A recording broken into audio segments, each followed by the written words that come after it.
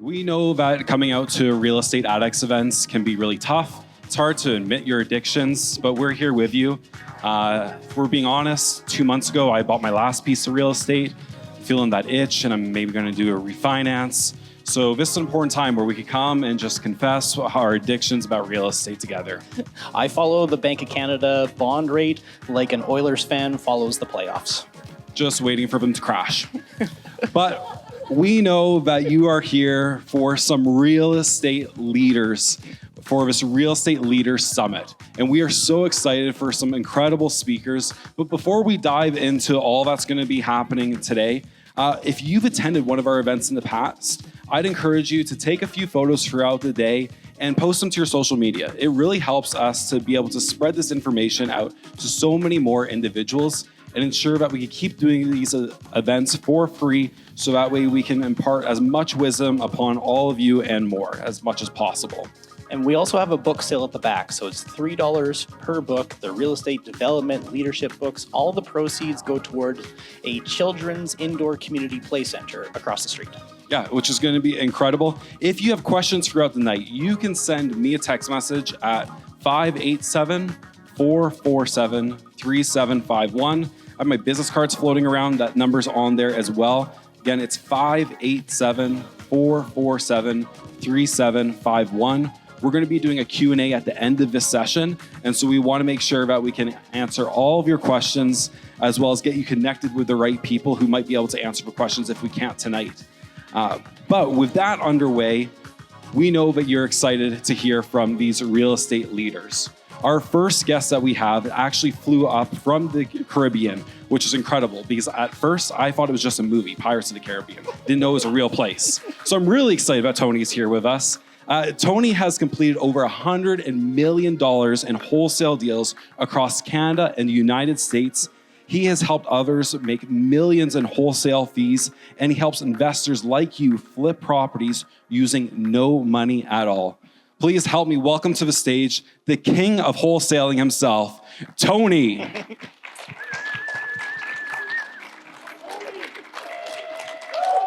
Tony, Tony, Tony, Tony. Testing. I love this crowd. You guys, this is the best crowd I've ever had. I'm just going to make a quick video. He was talking about how important social media is in all of this, and I'm going to make a quick video, okay?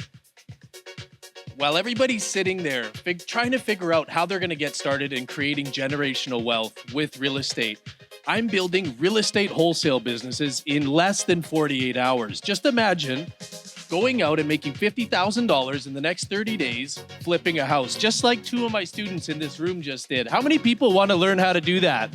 Anyways, wholesaling is a strategy that's completely changed my life.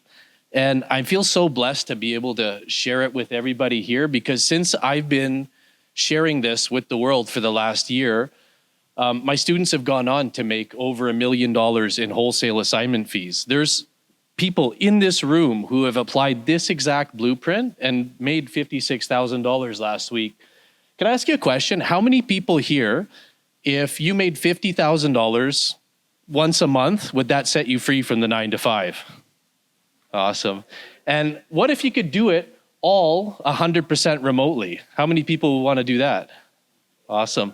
Well, if you apply the step-by-step blueprint today that I'm going to share with you, I'm going to show you how to do wholesaling without large upfront capital, 100% remotely online, without ever buying properties. And the other thing too is that it can be done 100% part-time. So you don't have to quit your day job in order to start wholesaling. This is something most of my students start with, where they do it, maybe an hour a day in their free time.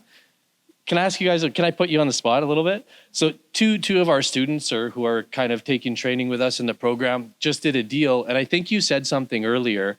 You drove to the property how many times? So you made how much every time you drove to the property? So $10,000 to $15,000 just for driving to a property. That's what's possible without investing any money in this. So if you stick around, we're going to show you how to make $50,000 in 30 days, leveraging internet, and doing it all without using the banks, without using their capital. And this isn't just me. Like I said, there's people in this room who have done it. How do we play this? Within the first Can you guys- 14 days of being in. But you can't hear it, can you? I started Tony's coaching Bryce? program back in March. Here we are in the middle of July. I made my first $30,000 within the first 14 days of being in the program. And here we are 3.5 months later, and I've now put $170,000 in my bank account. So the program works. Put in the effort, take the action. It works. God, I started Tony's coaching. I got to get her to refilm that because she's in that dark room, and I keep getting her on calls, but we can't get that original energy back when she was all excited. Anyways, Debbie was working in the government, and she had a $160,000 a year job, which she was able to put aside and not go back to because she actually got to the point where she's making enough doing this that her job was an opportunity loss. Like she makes over 400 grand every 6 months doing this with zero real estate experience. And then we have the wholesale giants here. You know what's funny is actually they sold their property. They came in and they made $40,000 in 3 months wholesaling properties. And that house that they assigned right there, the people who bought it are right here in the room. Is that the one? Awesome. How much, maybe, I don't, they did so many, I lost track, but, okay. How much did you pay them in this, like, how much did they make in this deal?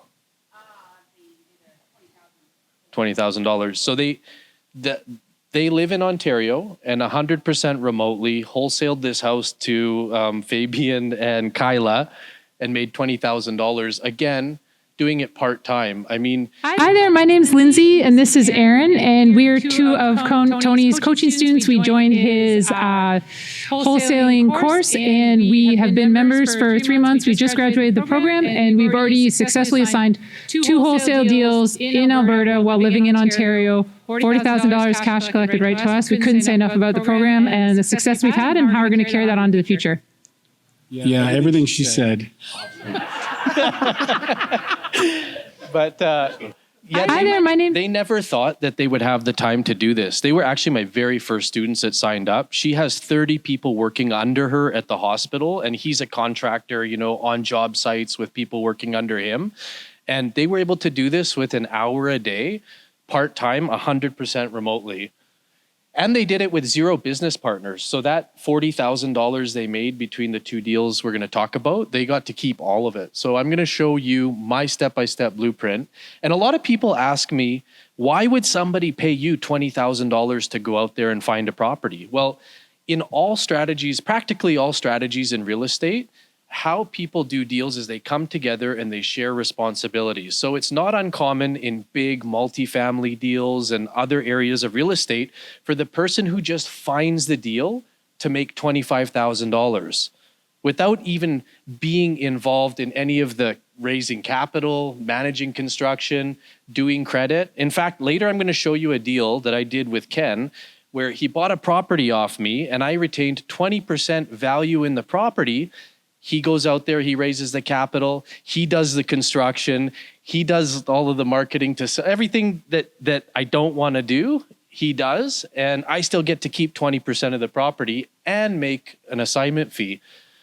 So does anybody here not know what wholesaling is? Like, no, everyone kind of knows. Okay, so it's just like the picture here. You basically go out and you find somebody who wants to sell their home, but they can't sell it on the MLS or with a real estate agent because of the dilapidated condition of it. You get that seller to agree to sell for a discounted price, and then you connect the property to a cash buyer. And what we've been seeing is that our wholesalers generally make 10% of the value of the property if it's a good deal. You have deals that are super profitable, and in those cases it's possible to make 10%, and then other deals sometimes that are not as profitable, a little bit less. But if you think about that, you're a real estate agent, right, Kyla? How much do real estate agents make on a transaction?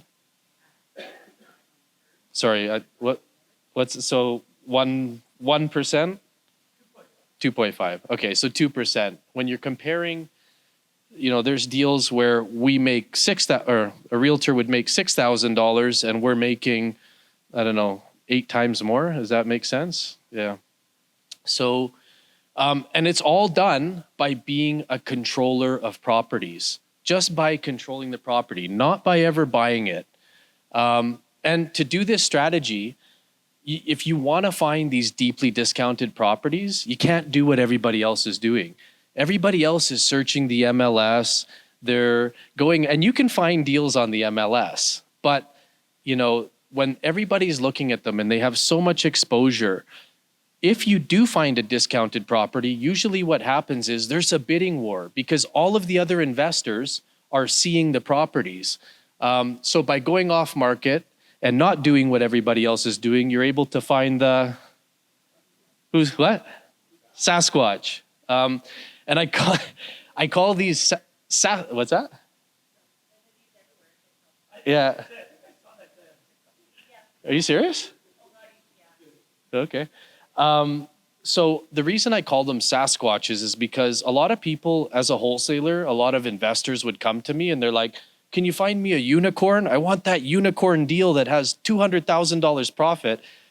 And I'm looking at these houses and I'm thinking, this looks nothing like a unicorn. They look like Sasquatches. They're ugly, they're smelly, and they're hiding way in the deep corners of the market. They're not flying around on the MLS, pretty retail properties. And you have to learn how to hunt like a wolf to catch a Sasquatch. Whoops, let's go. So I'll talk to you about the first wholesale deal I ever wholesaled to the syndicate. Who here knows Steph and Sonia? Steph and Sonia, okay. So this is a property I sold to them and I made $50,000 selling this property to them. And the reason why they were able to, or why they were happy to pay me that was you could see the dilapidated condition of the property. But this here is a hypothetical as complete appraisal. So this property was appraised after renovation for almost $1 million. A lot of people, how many people here have ever gone for construction financing or know about the process? So then you know that when you get loans from the bank, they lend to you based on the after renovation value. And so they can do an appraisal that tells you what this property will be worth after construction, after renovations. And so us as wholesalers, we find the properties, we make a package that includes an after renovation appraisal, which we can get for $200. And then we bring it to somebody like Ken. I mean, I did a deal one time where I knew it was in Ken's area. I got the whole package together and I wholesaled it to him in less than 4 hours and made, I don't know, maybe $40,000. And that's what we get paid for doing, is just putting the information together and presenting it in a way that a real estate investor can look at it and say, yeah, I want this deal. I mean, yeah, I was just talking about the deal that you guys got earlier. You're like, I wanted to get it before anybody else saw it, right? So I should change it to not hunting like a wolf, but poaching deals. No, I don't know. By the way, you're going to see pictures all through this presentation, and some of them might be shirtless on the beach or whatever. And the reason why I take these photos is because every time I get a deal and I make money doing this, I want to share the moment with everybody to inspire you all. And how many people would want that to be their office? Awesome. Because, yeah, I do this strategy 100% remotely while I'm traveling to, beach locations and that sort of thing. And that's what's possible when you use our strategies for online. So this is a strategy for whoever wants to do this 100% remotely. And I have to go really fast because I have a very short time period and I'm not used to doing it this. So a little bit about myself. There's nothing that separates me from anybody in this room. And I actually love Alberta because when I was 16 years old, school was not for me, okay? I knew I wanted to make money and school was just boring. So I dropped out of school when I was 16. I got in my pickup truck. I drove from Vancouver to Edmonton, right to Nisku, straight into, everyone told me, you don't want to work on drilling rigs. That's, you don't want to do that job. So I kind of always do what people tell me not to do. So I went straight to PD, walked in the front office. I lied. You have to be 18. I said I was 18 and they figured it out 6 months later and can me. But anyways, so I went to work on oil rigs for a couple of years from like 16 to 18 years old. And in that time, I was during breakup and in the summertime, I would go work in Vancouver on construction. And I would be sitting there looking at these houses that I'm building and dreaming about getting into real estate. And so there's nothing that separates me from anybody else in here. If a simple guy that dropped out of school that works on oil rigs could figure it out, I don't mean to offend anybody. If you work on oil rigs, then there's no excuse. You should all be doing it. So where are we going? And this is a strategy that I've done over 9 figures. I've gone on to do over 9 figures in transactions with this, which is over $100 million. Before I teach this to you, I have to teach you the mistakes that I see people making. A lot of people I see when they start to wholesale, they want to go out there and talk to a realtor and get the realtor. And by the way, I love realtors. I think every single realtor should be a wholesaler as well and wear both hats. But a lot of people that want to get started, they go talk to realtors and they say, get me the expired listings. And then they go knock on the door to see like if the seller who couldn't sell their home on the MLS, maybe they're interested in selling. And the problem with that is that those are cold leads. You don't know the level of motivation that seller has, and it's manual. You have to constantly be looking at the MLS and, trying to get new leads in the door, working with realtors, and then you're kind of limited geographically because you have to go and actually knock on the door. And then when you knock on the door, you're probably going to get 9 out of 10 people slamming the door in your face because they're cold. These people didn't ask to talk to you. So that's a mistake. Bandit signs. How many people know what a bandit sign is? Okay, so they're these ugly signs and they're just that. They're illegal, right? They're bandit signs. So you go put them up and they get taken down. They work. I got the biggest assignment fee I ever made from a bandit sign, but that I only got one deal, and I had out of that batch, and I had spent $5,000 putting the signs up. So that's also a mistake. Cold calling, if you're thinking of doing this in the USA, I did a deal cold calling, and I had to do 12,000 dials to get one lead. That's literally sitting at an auto dialer, 300 dials a day for 8 weeks straight. And again, cold leads. I ended up making $37,000 in that one, but still there's better ways, which I'm going to get to. The second thing that a lot of people, the big mistake they make, they think that they need to just lowball sellers. I'm going to go out and I'm going to lowball a whole bunch of people and then one of them is going to accept. You do not make money in this business by lowballing people. I'm going to show you a strategy on how to get discounted off-market properties without really even negotiating for them. And I promise to you, if you do this strategy, this step-by-step blueprint, you can make $50,000 in a short period of time without a big investment. So how many people want to follow the framework? Awesome.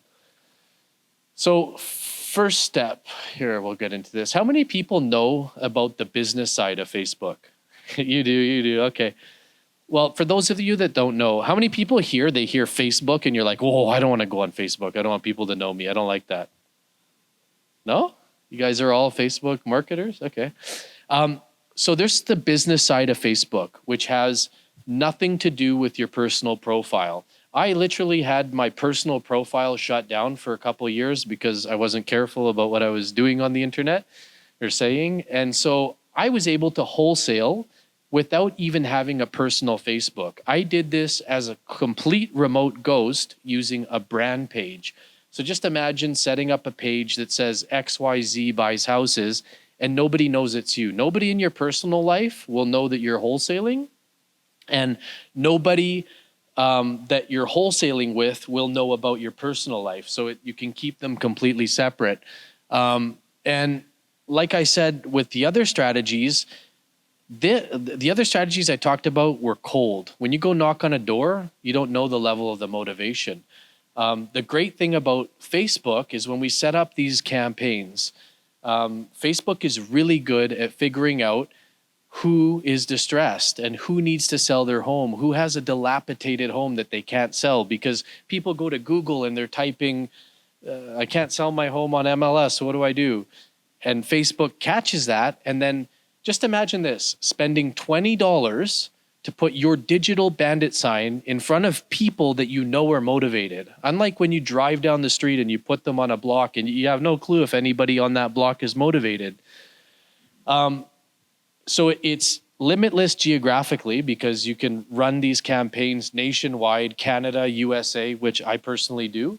And, I can't say zero risk, but your biggest risk is spending $20 and seeing that you didn't get a lead or something. So this is an entry point into real estate with literally a $20 entry point. So to me, it's the lowest risk when it comes to marketing. This was the very first deal I ever did. I actually, when I was looking at getting started in wholesaling, I knew I really wanted to do it. And there was nobody teaching it in Canada. They were all Americans. So I literally went to the US and I learned down there and I did my first deals down there. And then I brought that information to Canada. So this was a property that I got it under contract for $42,000. Whoops, I ended up assigning it for $70,000 and I made a $28,000 US profit, which if you convert that to Canadian dollars at the time, I think it was 37,000 Canadian. And a lot of people ask, well, actually, by the way, what is that as a percentage? What's 28,000 divided by 42? That's something like 40% assignment fee. Yeah. So if a realtor sold, how much would a realtor make if they sold this property? $500, $1,000? Yeah. So a realtor, that's just to compare, if you were a realtor selling this property, they would make $1,000. Whereas I went to make I made 28,000, which is 40%. And a lot of people ask me why would this seller sell to me for $42,000 when they could just go sell it for $70,000? Well, in wholesaling, we are in the business of helping people solve their problems. Like I said earlier, you don't get properties discounted by lowballing people. The only reason why somebody needs to call a wholesaler is because they have problems in their life. And we have to treat these people like they're your family, like you're listening to their problems and providing a solution. And only through providing a solution will they sell to you at a discounted price. And that's why I know that this is the most heart-centered business in real estate. A little story is how I found out about wholesaling was my parents had lived in their house for 30 years and my dad got diagnosed with lung cancer and they said, you have 90 days to live. And it was just a total shock. And so I had to help my parents. They decided they need to sell the house and it was a quick thing. And my dad, when he signed up for insurance, he wasn't a cigar smoker, but then he started smoking cigars and he got lung cancer. And so my parents were paranoid. My mom didn't want people walking through the house because what if an insurance guy walks through the house and figures out he's smoking cigars in my life insurance, So this was a classic example of how I found a wholesaler that made us an offer where we didn't have to do walkthroughs. And for my parents who bought the house 30 years ago, it was already a windfall for them. Even selling to the wholesaler at $100,000 below market value, it was still a windfall for them, and he solved a major problem for us. So with that being said, in this deal that I did in Tennessee, a lot of people ask, well, why would she sell to you at such a cheap price? Well, here's why. Do you see all those signatures? This was an inherited property. So I got on the phone with Shayla, the lady who is the executor on the will. And she told me, I really want to sell my property. It's been costing me money for the last 10 years. I inherited it 10 years ago and I have to pay for all the maintenance. I have 2 brothers on title, but they're not covering any of the bills. She wasn't a real estate investor. She didn't see the value in it. It was just a liability to her, not an asset. So she said, I tried to list it on the MLS, but the real estate agent told me I need my brother's signatures to be able to sell it. And I don't talk to my brother. The one brother lives this was in Tennessee, and the other brother lived in Alabama. She's like, he lives in another state over in Alabama. I can't get a hold of him. She made it sound like the biggest headache in the world. I was like, do you have his number? She's like, well, maybe. She gives me his phone number. I get a hold of him on the first call. I ring, first call. And I'm like, hey, Ray, I want to buy your house. He's like, how much? I'm 42 grand. He's like, what? Where do I sign? It was just that easy. And so basically I sent a mobile notary up to his house, got them to sign the document. And I went back. So I got it signed with his name, which is the middle one. Then I took it back to Shayla, the executor. I said, hey, I got his signature. Like, we can do this deal if you want. And she signed, and then the other brother signed. And so the point being is, I guess, I also found out that usually the person pointing the finger is the bad, like, they're pointing that way, but they have one finger pointing back at them. So Shayla, who was telling me her brother was hard to get a hold of, she was actually the difficult one in the whole thing. And by solving the communication problem between them and getting all the signatures, that's how we made $28,000 on this property. So sometimes it's that simple. The real estate agent she called didn't think to call the brother and get the signature for them from him. And I got to talk about how I solved the problem for the buyer too. So the seller, I solved a big problem for them. Once I got the property under contract, I had a bunch of offers on it for $50,000. So I was set to make $8,000 US profit, and I was happy. I had 2 people make offers. I'm like, yeah, I'm making, 10 grand Canadian or whatever, that 12 grand Canadian on my first deal. I was all happy. And then I get a phone call from a guy, and he's on the front porch of the property, and he's asking me questions because he's interested in buying it. And I can hear he's translating to the next person next to him, and I'm fluent in Spanish, so I'm speaking to him in English, and he's not translating what I'm saying to the person next to him. He's like, I say a whole sentence, and he says 2 words to the guy. Anyways, I go, hey, you didn't say what I just said. Who are you talking to? And he's like, well, I'm not interested in buying the property. It's for my uncle. He just got here from Mexico. He's got a bag full of cash, and he wants to buy the property, and he doesn't know how to speak English. I was like, awesome, put him on the phone. So as soon as I got on the phone with him, it was like we had this trust level. He's like, Tony, listen, I'm so happy. I just got here. None of the people here speak, because in Tennessee, in this small town, nobody spoke Spanish. He's like, nobody speaks Spanish. I don't know how to buy a house. I want to buy 10 houses to house all my workers. Anyways, and he didn't know how to do the process. So by being able to be his translator and walk him through the contract, show him what a lawyer does and a title company and all this stuff, I was able to gain his trust and help him solve a problem. And I told him, I said, like, look, I have this house sold. I can get you on the next one. And he was like, Tony, how much? I was like, no, it's sold. It's sold. He's like, how much? And he was kind of almost threatening in a way. I'm like, okay. So I said a number that I never thought he would accept. I'm like, yeah, 70 grand and it's yours. And he's like, okay, where do I go? Where do I give the money? He had the money in a bag right there. And so that being said, I went from making $8,000 on this deal to making $28,000 because of solving a problem and for the buyer. And you don't have to speak Spanish to be a wholesaler. I don't want anyone to think that. But in this case, it was a tool I used to help somebody and make significantly more. How many people do want to get started in the USA with wholesaling? Yeah. So just think about this. If you're serious about real estate investing and you want to go into different markets that you don't live in, the best entry point into that market is by wholesaling, because you're going to go in there, you're going to set up your wholesale business 100% remotely and do deals without buying them. But in that process, you're going to learn all of the essential things you need to know about that market that you might not have known, so that when you actually do start investing in that market, you have a way better understanding for the lay of the land. And so a lot of people ask me, why would Cristobal, the buyer, buy it and pay me $28,000? Well, he bought it for $70K. He put $50K into renos, and then he went and sold it for $186,000, and he made $66,000 profit. But if you compare like my amount of time and energy into the deal, I don't think I had zero deposit on the property, and yeah. So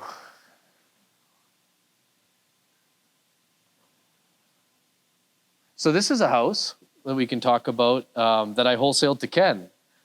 And I did this. This was the one that we did in 4 hours. So this was one where the guy, he had lived in the house for 30 years and he had a job in Toronto, downtown Toronto, and the property is in Oshawa. So it's an hour and a half commute. I don't know, hour and a half commute to where he was working. And he had already bought another property with his new girlfriend. So he didn't have the time to go to commute to work, go, move into his new property and then worry about cleaning up and fixing this property. So he just wanted a quick sale where he knew the closing date and he didn't have to fix or clean anything.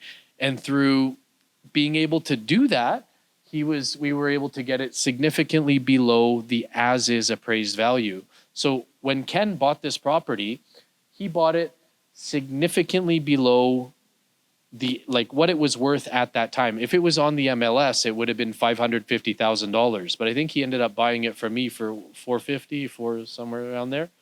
So you got an instant equity of $100,000, and then the after renovation value on this property was somewhere near double what he bought it for.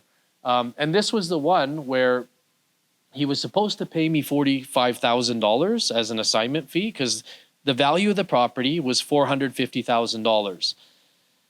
So he would have had to pay me 10%, which is $45,000. But instead, he came to me with an offer I couldn't refuse. He said, how about I pay you 10 grand to cover your costs? So I got a quick, small assignment fee to cover some running costs, but I'll give you 20% of the value of the property. So 20% equity in the deal. So just imagine doing deals. Like a lot of people, when they go out and do deals, they raise the capital, they put their own money in, they do the renovations, they carry all of the stress and the headache. Think about what I did here. I spent $20 on marketing. I got it under contract. I got paid to bring it to Ken. I got paid to get equity in the deal. So if he goes to sell it, I own 20% of it. If he rents it out, I own 20% of the equity and the rental income from the property. So this is a way to get an entry into real estate or even expand where you're from, where you're at now without, a significant overhead. Well, so I went really fast through that because I had a short time frame and I'm ahead of schedule. How many people here want more information? Anybody interested? Okay. What I want everyone to do is we're running a contest, by the way. We're giving away a trip to the Dominican Republic. We go every year and we're going to bring a bunch of people with us. So if you scan the QR code, you can, put a time in the calendar where you can get more information from somebody from my team. And they can tell you all about how wholesaling works and that sort of thing. But you'll be entered in the draw to go to the Dominican Republic with us. Should I just take some questions? Or We're going to do Q&A afterwards, so Okay. let's hold on for that. But everyone, let's give a big hand to Tony. Thank you very much, Tony. Good job. Awesome. With the Q&A in mind, I want to give my phone number again. It is 587-447-3751. I don't know why I gave you an extra mic. That's right. If you want to talk more with me, you can. What I love about wholesalers, like last week I just sold a property for a wholesaler here in Red Deer and they made $20,000 in 24 hours. So like wholesaling is awesome. I actually need more wholesalers because there's so many people that want deals. So I would recommend learning from Tony. Yeah, which is great. Just during that presentation, I was stopped by one person and then received a text message by another person about how do I do wholesaling. So there's definitely a lot of interest. So we're going to do that Q&A. Again, 587-447-3751. But Bryce, we have Natasha coming up next, which I am very excited for. Bryce, can you share a little bit more about Natasha? So Natasha had 20 doors before she was 26 years old. Now she has 25 million worth of real estate under management, and she's in the process of developing 80 more doors across Alberta. So please welcome up Natasha. Is this one working? There we go. All right. So I started my journey in real estate investing about 5 years ago with my very first property, which it ended up being the perfect BRRRR. But man, did I learn some serious lessons on that one as well. But yes, it turned out to be the perfect BRRRR, and it became that domino property for me that really accelerated my entire journey. My entire growth was from that one property that I just so happened to do right. And so now we are in that deal for $0, and it puts about $2,500 in our pocket on average every single month, just that one single property. And I still remember the day when I was going for a walk with my now fiance, and I remember telling him, I want to get to 5 doors in 5 years. And that was my big, hairy, audacious goal. And I wanted to quit my job at the bank as well. So sorry? Yeah. Okay. So fast forward 3 years, and we had picked up 3 more properties, and we had hit that 5-door mark. We had a house, we had a new condo, and we also had an Airbnb on a lake. And what hit me the most when we hit that milestone, it wasn't that we hit the milestone, it was that it wasn't actually as hard as I had imagined it to be. We did it in 3 years. I just thought it was just absolutely crazy.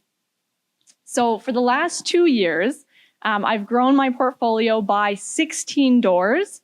And now I'm working on 3 development projects, about 80 doors across Alberta. And recently, I also sold one of my 6plexes that I owned for less than 2 years. And the investors on the deal made 30% on an annualized basis ROI. So that was one thing that I'm super proud of that just happened recently. Thank you. But none of this would have been possible without partnerships. And I also realized you don't quit your job when you've replaced your income. You quit your job when you are able to keep going without needing your job. So that's when I had learned about 2 things. 1, creative financing strategies, which I know Bryce is the king of, and partnerships. So because at some point you either run out of capital, you either run out of residential mortgage capacity, or you just don't have the skills to keep going. So who here has hit a plateau, if you're willing to admit, of scaling their portfolio or even getting started? Thank you for being willing to admit that. So if you've hit that plateau, the best answer I can give you is to find your future partnerships. So here are my biggest 3 pieces of advice when it comes to finding and attracting the right partners for you, whether it is your money partners, your credit partners, or your skill partners.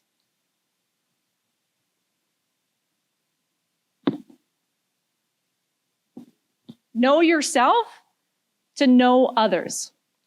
You need to know where your strengths are, your weaknesses, your blind spots are, and how you show up in communication and decision making. I always refer to the OCEAN personality framework, also commonly known as the Big 5 personality traits. So OCEAN stands for openness, conscientiousness, extroversion, agreeableness, and neuroticism. I have first heard about this from the book, I know it sounds a little crazy. So I first heard about this from the book called Captivate by Vanessa Van Edwards. And she's also got a bunch of videos online that are very, very inspiring. I highly recommend checking her out. I also highly recommend doing some tests. And if you don't really know your own personality, understand where you are on each scale, on each one of those personality traits. That's so, so powerful to understand who you are and be aware of who you are, so you can actually be aware of who you're, doing a partnership with. Because especially if you're becoming an equity partner with somebody and it's a long-term hold and it's a 10+ year hold, you better know that person. You better know yourself. Because the last thing that you want is to get into a partnership with somebody where it constantly feels like friction. And so one of the examples, so if you are high in conscientiousness, which means you're maybe a lot more, you like structure, you have to plan things out, you're a routine person, but your future partner is a very spontaneous person. Maybe they're more go with the flow, which I'm not always. You just don't want to have that friction in the future. You want to be aware of this, and you can use each other's different styles to the benefit of both of you. You're not always trying to find someone who's exactly like you, because you never will anyways, right? And when you know how you show up, you can find people that complement you versus complicating your journey. Number 2, you have to lead with integrity. So everyone knows your reputation is your lifeline in this business. And you don't need 100 investors to work with. You need a core team of people that believe in you and will keep building with you over and over. Every deal I've done, I've used probably the same people over and over, with sometimes bringing in some new people, but we just keep going hard, basically.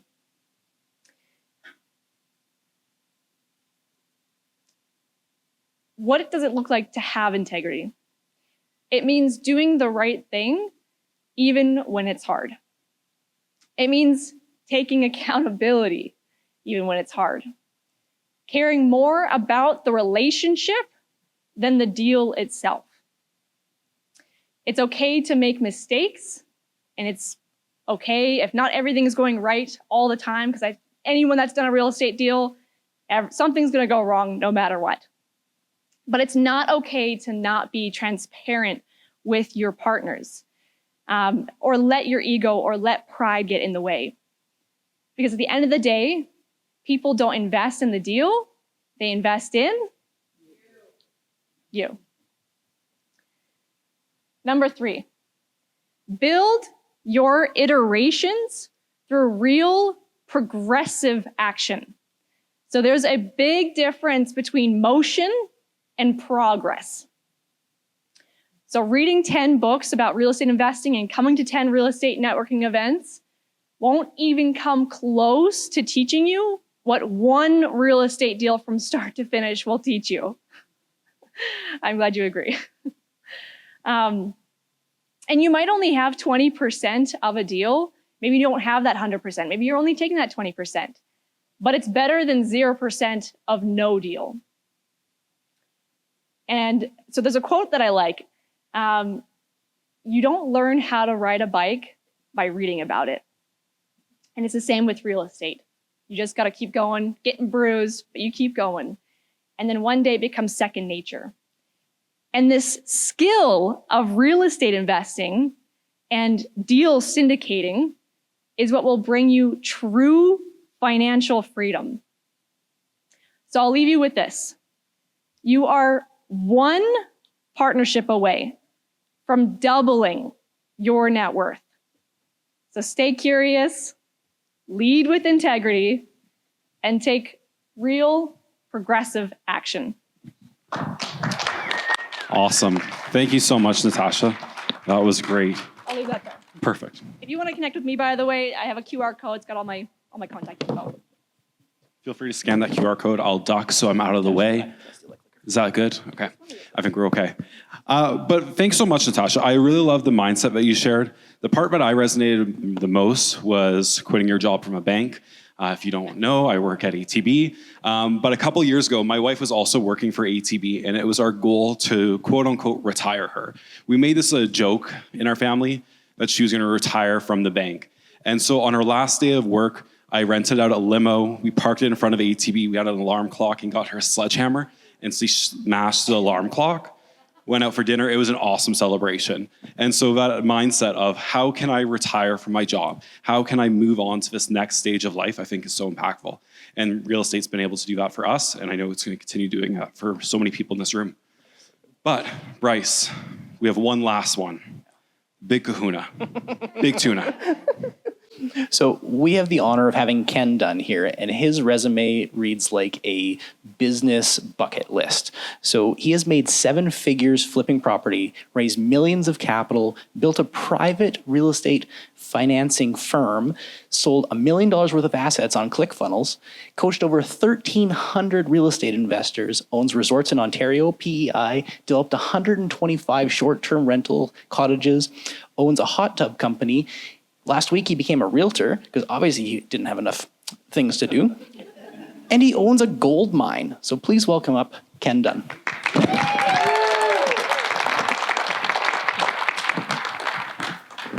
Sounds pretty cool. That's not even my favorite part of the story, to be honest with you. First of all, I want to say thanks to Tony and Natasha for coming today and sharing some information. Were they worth listening to? Do you guys enjoy your time with those guys? Perfect. You know, if somebody were to ask me, like, what's my plan? What's this long term? Why am I building all these assets? What am I doing? The only way I could logically think of to share this with you, what the master plan here is I like trying new shit. Is there anybody here in the room that likes to try new shit? Yeah, I like to try new shit. But there's a secret to all of this, and it's one of the many things that I want to share with you over the next half hour so that I get to chat with you. And the secret to all of it is raising capital, is raising money. And I think when I look at all the skill sets that I've mastered over the last 30 years, that's the skill set I think that made all the difference. When you hear about all these things that I own, every one of them required me going out and convincing a group of people to lend or invest in what I was doing in order for me to acquire that asset. And so if you want to master anything in your life, you want to think about that stuff for sure. Here's the part they didn't say. And this is a very important part of the story. I started my adult life in investigative policing. At 18 years old, I joined the military police. While I was involved with the military police, I got seconded to the RCMP and spent 2 years undercover buying and selling drugs. It was a really cool experience. I love dope.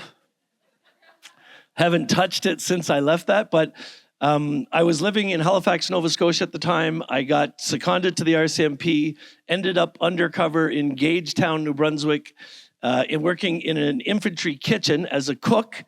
And we were investigating a whole bunch of military guys that were bringing uncut cocaine back from Germany to Canada in the tailpipes of Iltis vehicles, which were little Jeeps that they used in the military in the wars. I did that for a couple of years. I love this picture, one of my favorite pictures in the world. Does everybody recognize that thing on the back of my neck there? What do we call those things? Who remembers what those are called? Mullet, yep. I had a mullet, and I had a football field on my face, 11 lines on each side. It's fantastic. It was a really great experience for me. I spent 15 years in investigative policing. I started out in the military police. I went to the RCMP. I did undercover drug work. I was on a SWAT team for 4 years. Then I moved to Ottawa, Canada, where I got into major crime investigation. And most of the time, in 10 years that I was with the Ottawa police, I did police interrogation. I was one of 2 interrogators in the police department, and I interrogated 18 people that committed major crimes, including murder, and 17 of them confessed. And here's what I'm going to prove to you guys in the next 45 minutes. The skills that I used to get people to confess to serious crimes are the exact same skills that I use today. My companies right now today raise between $1 and $2 million every single month for our real estate deals. And it's the same skill set. So I started actually learning how to fundraise for real estate deals in my early 20s. Something really amazing happened when I was 32 years old. And this is where my real estate journey started. When I was 32 years old, I was a major crime investigator at the Ottawa Police. My wife, who you see on this slide, was a nurse. We lived in the suburbs of Ottawa. My wife came home from work one day and said she was pregnant. It was the most amazing day of my life. As long as I can remember, from when I was a young man, I said I wanted to be a father. It was the most important thing for me. How many parents are here today? So as we have our, oh yes, of course, there's a little guy in the back corner there. As we have that first child, everybody in this country, we all say the same thing. It's the first vow we make to our children.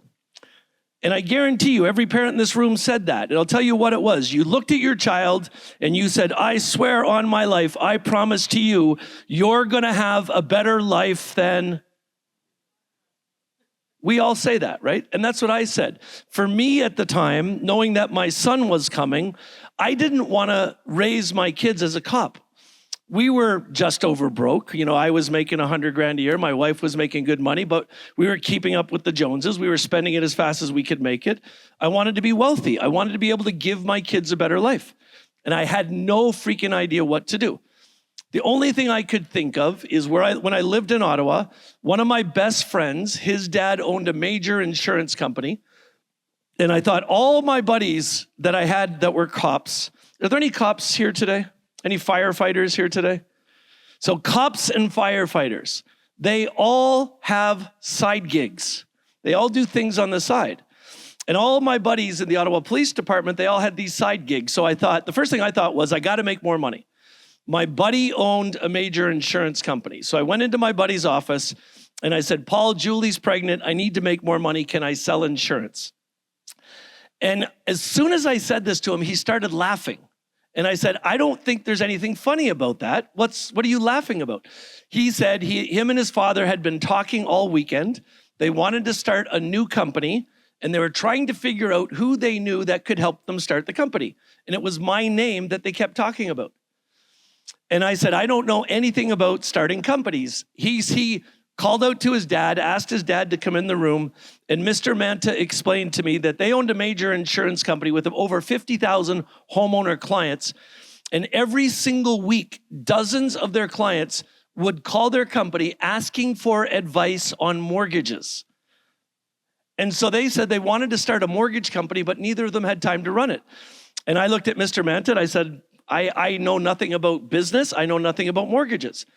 And he said, but we think you'd be perfect for this, and I trust you. So if you're willing to do this with us, we'll let you run the company. You'll be the CEO of the company. I'll teach you everything I know about this. We'll do well together. Everybody who's looking for mortgages that are insurance clients, we'll give them to the mortgage company. We'll give you 20% ownership of it. We'll pay you what you make as a cop now, because you're going to have to quit your job. And we'll give you a 5% override on all the revenue. And he said, there's one condition. And I said, what's that? He said, after you pay off all your debt, all the money you make working with me, you have to put it into real estate. I'm going to teach you how to build a real estate portfolio, because that is the only way that you can guarantee you're going to break the nut and you're going to build true wealth for your family. So right away, I said, fucking right, I'll do it. Yes, I'm going to quit my job. Now, I got to ask you guys a question. At the time, I was a cop for 17 years.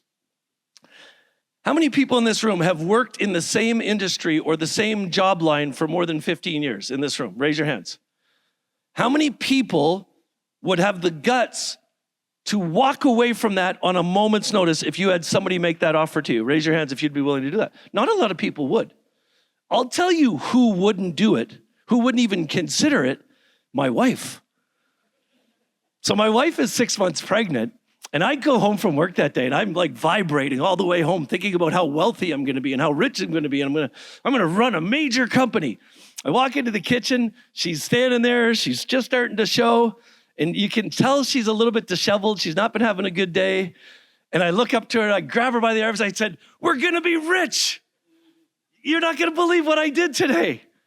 And she looked at me with the most angry look, and I didn't even tell her yet. She says, what did you do? I'm like, fuck, this might not have been a good idea. So I told her I'm quitting my job and I'm starting a company, starting a mortgage company, and I'm going to change our lives forever. And it was the first time she ever hit me. But I did it. And her being angry about it was what fueled me. There was no way I was going to fail doing it. I ran that company for 4 years. It was the most amazing thing that ever happened to me. Mr. Manta was true to his word. He taught me everything that I knew. In 4 years, we funded $480 million in mortgages. The company made over $45 million in revenue. I paid off all my debt. I changed my life forever. And 4 years later, I owned a real estate portfolio with 18 doors. Just in the city of Ottawa. It was all like little condos and apartments and houses and stuff like that. It was really freaking cool.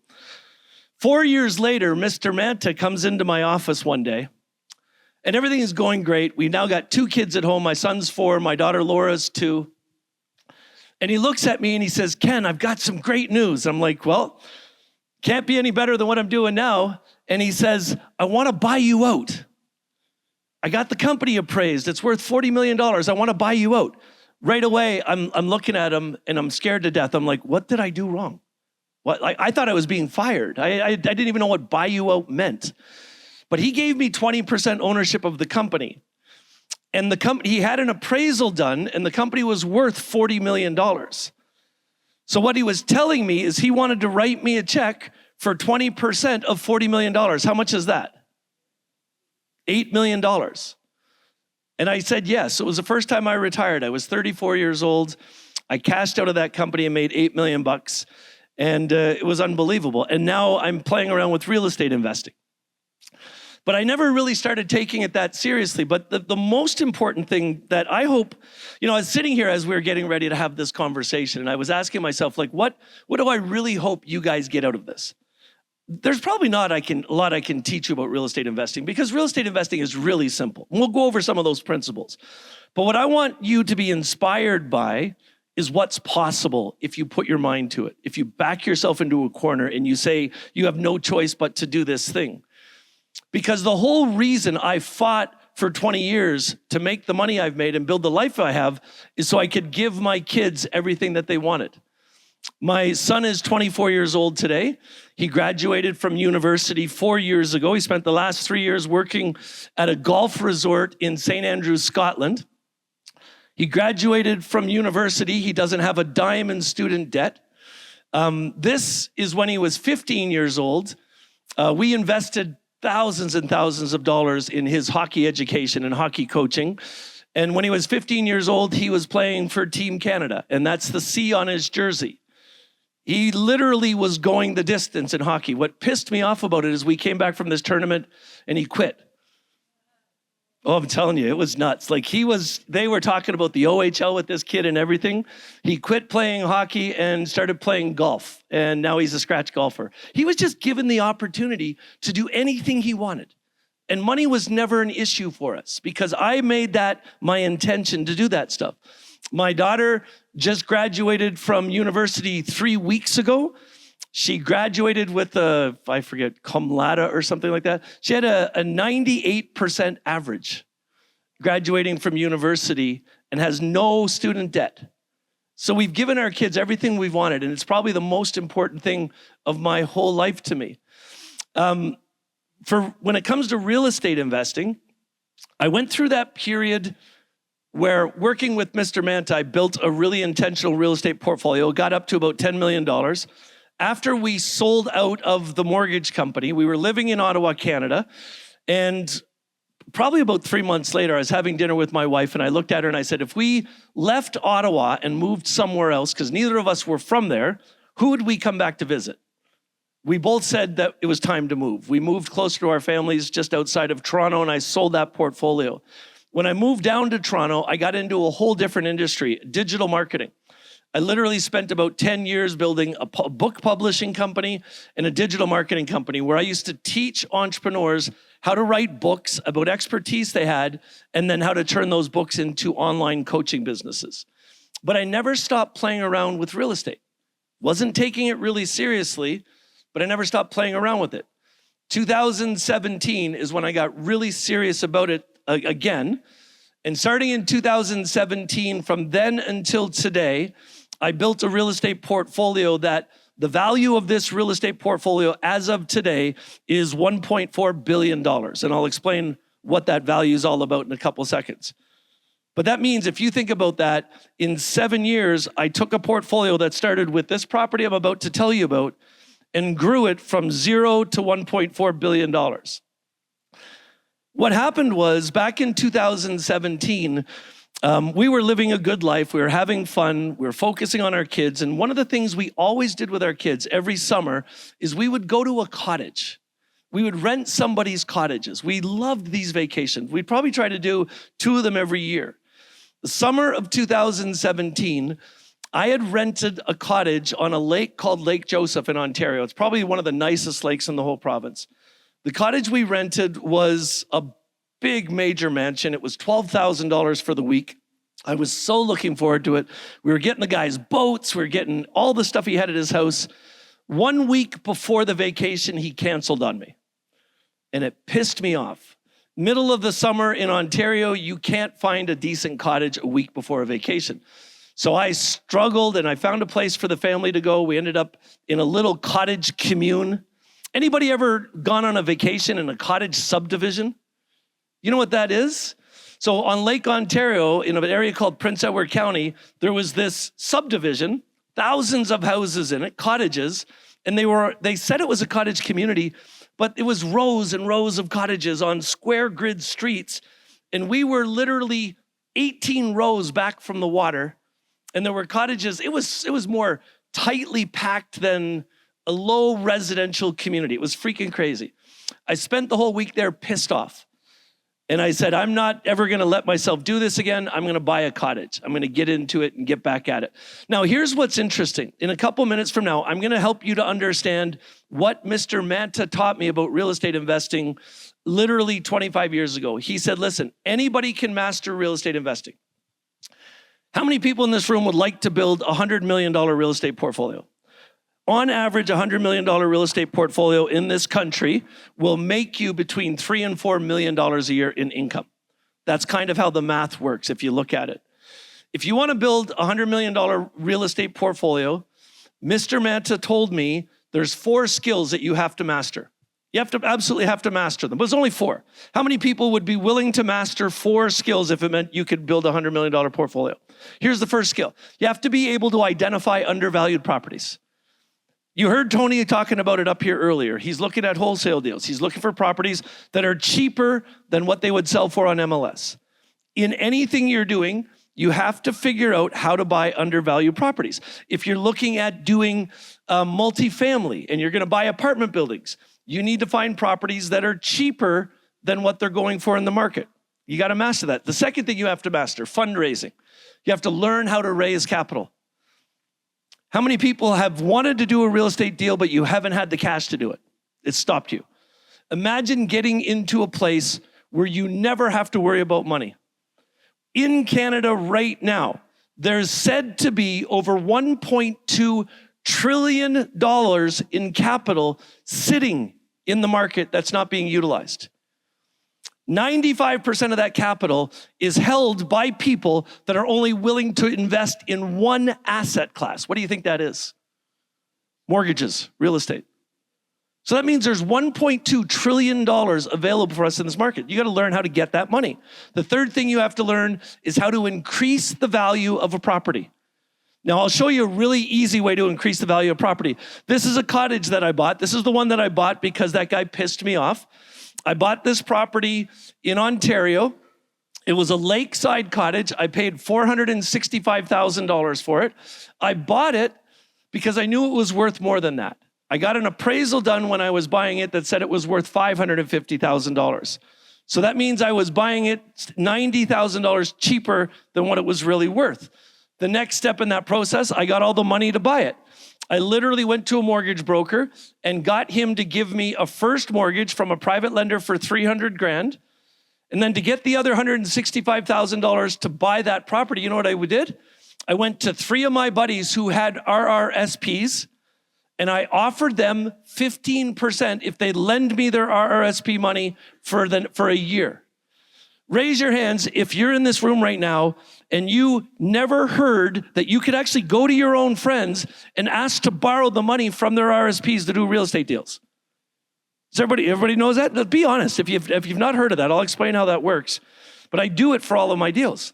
So I convinced my buddies to do that. Now, why would they want to do that? I said to them, what are you making now with your RSPs? What are you guys making on your registered funds investments? Your RSPs, TFSAs, LIRAs, and all that shit. What are you making? 5%, 6%? So I went to my buddies and I said, I'll pay you 15%. So we got their RSPs transferred out of their RSPs. They gave me the money and I literally used it to buy this property. And then what I did is I looked at this property and I said, how can I radically increase the value? If there's anybody here that wants to do this, that wants to buy a cottage and make a lot of money renting it on Airbnb, here is the number one biggest hack that I know about cottages. I've done this over 100 times. If you want to double the value of a property when you create the lift, the increase in value, find an old dilapidated 3-season cottage and turn it into a house. turn it into a 4-season cottage. We put $240,000 into this property.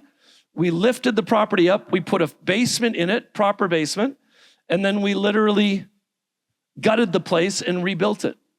When it was finished, when we started, it was a 3-bedroom property with 1 bathroom in it. When we were finished, it was a 5-bedroom property with 2.5 bathrooms. And it was freaking gorgeous. I got an appraisal. When it was finished, it was worth $1.4 million. That's the whole strategy right there. When I first finished this property, I started renting it on Airbnb and made about $15,000 a month with it. But I realized there were too many neighbors too close to it. So I ended up selling it for $1.4 million. But you think about that. I owned this property for a year and a half. I bought it for $465,000. I put $200,000 into it. It was all private capital. I didn't use a dime of my own money to do it. When you guys hear this stuff about using private capital, I paid 15% for the first mortgage, 15% for the second mortgage. Then I borrowed the $250,000 I needed for the renovations, and I paid 15% for that too.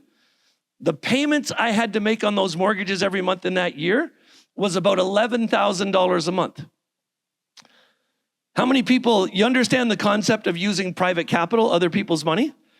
How many people wouldn't be able to do that deal because you wouldn't be able to afford to pay the $11,000 a month in interest payments? So you know what I do? I borrow that money too. So whenever I do any real estate deal, I create what you call an interest reserve. The big real estate developers in the world that do this shit, that's what they do. They figure out what's the total interest obligation for the term you're borrowing the money, and you borrow that money too. So I borrowed all the money to do that. So I was into this property for $765,000 all in. I sold it for $1.4 million. So it means I made $700,000 in one transaction. How many people want to do that? Right? I mean, it's really simple to do. But what I ended up doing, today I own a portfolio. We have 10 cottages that we rent on Airbnb, but I started seeing how successful these cottages were, and I started doing bigger projects. What you want to do if you're just getting started in real estate investing is you want to focus on small projects that put cash in your pocket. Wholesaling is a great thing to do in your portfolio, but it's not the only thing you should do. Because you have to master those 4 skills, right? Find undervalued properties. Get good at raising the money to do it. Get good at increasing the value of the properties and then exiting successfully. If you want to master those 4 skills, the best ways in the world to do that are flipping houses or doing things like this. What's going to happen if you do this and you flip properties? I flip 6 to 8 properties a year. I have a team that works for me that all they do is the construction on projects. And every time we do a flip, we make $150,000. I flipped 6 of them in the last 12 months. Quickly do the math for me. How much cash is that? $900,000. Covers all my payroll for all my employees. I have 37 full-time employees working in my headquarters. All of our flips cover all the payroll for that. But here's what's going to happen to you. Is once you get good at it and you master those 4 skills, you're going to do bigger projects. So remember what I said. Step 1, finding undervalued property. Step 2, raising the capital to do it. Step 3, increasing the value of the property. Step 4, successfully orchestrating the exit to the property. I decided to start building resorts. But you know what's really cool? It's the same 4 steps that you're going to use. So this is a property. These are the cottages we have first. So this is how many times we do it. So each of these cottages are part of a portfolio that we rent on Airbnb. And these cottages are all rented at 95% occupancy. Every one of them. Every time we add a property, the same thing happens. And as you're looking at these, you'll see all these cottages have one thing in common, and it's why they rent so well. So this is a lakeside cottage we rent. This is a cottage in the middle of the woods, a little tiny home. This is another little tiny home in the middle of the woods. Are you guys starting to see what looks the same about these properties? These are cottages. This is another one we have in Saskatchewan, I think. Yes, Saskatchewan. And then these are in Prince Edward Island. And you guessed it, the thing we have in common in these is a concept that I created and trademarked called the Mini Nordic Spa. A hot tub, a cold plunge, and a sauna. If you're going to go to an Airbnb unit with your favorite person and spend a week there, which cottage do you think you'd have more fun at? The one that's just a cottage on the side of a lake, or the one that's a cottage on the side of the lake with your own spa at it? So that's what we do at every single one of our properties. Now, and they look the same. Now, getting on to scaling a portfolio, once you master those 4 skills, you can do anything with it. What I decided to do was build resorts. I created a goal to build 30 to 40 luxury resorts across Canada using those same 4 skills. So this is a property that my company acquired in Napanee, Ontario. It's a lakeside cottage property. There were 10 cottages on the property. It's on one of the top walleye fishing destinations in North America. There's a farmhouse on it, a little swimming pool, and the maintenance building. We put together a plan. I bought it for $3.2 million. I raised all the money, 100% of the money to buy the property from investors. We got an appraisal done that said it was worth $4.8 million when I bought it. Then we put together a plan to completely rebuild it. 29 cottages on the property, a beachfront bar, beautiful beach. This is what we're building right now. 80-seat restaurant, a spa area. And then this is the outside of the restaurant. That's the inside of the restaurant. There's a picture I'll show you. This is a wedding garden that will seat 300 people for a wedding. A marina in the background up here. When this property is finished, that's what it's going to look. Well, that's what it looks like right now. We had this done now about 8 months ago.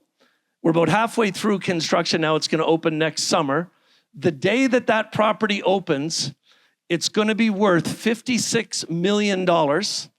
It's going to do $15 million a year in gross revenue and $7 million a year in profit.